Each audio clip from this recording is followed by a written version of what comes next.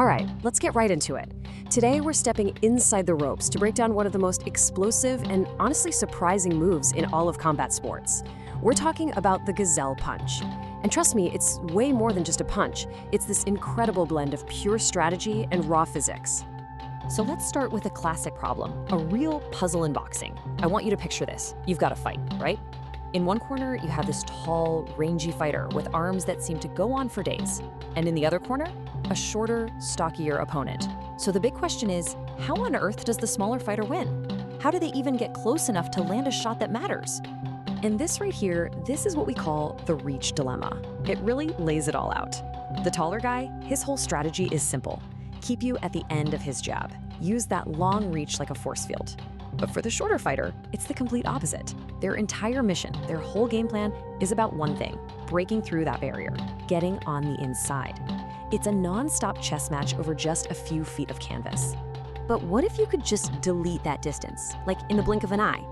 What if there was a move that actually took that disadvantage, being lower to the ground, and turned it into a huge fight-ending advantage? Well, as you can probably guess, there absolutely is. It's called the Gazelle Punch, and this definition is everything. I mean, just look at those words: explosive, leaping. We're not talking about your standard jab or hook here. No way. This is a full-body launch. It's designed to do two things: close that gap in an instant and deliver absolute knockout power when you get there. You know, you think of legends like Floyd Patterson.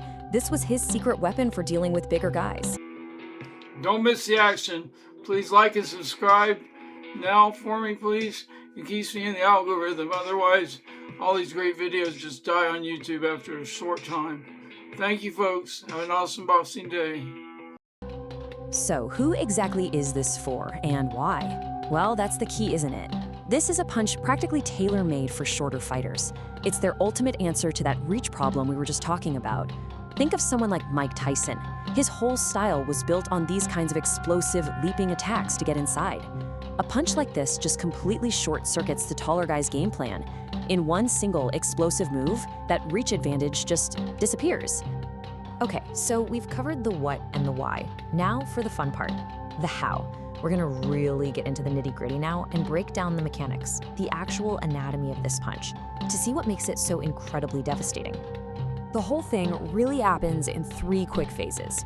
First up is the setup.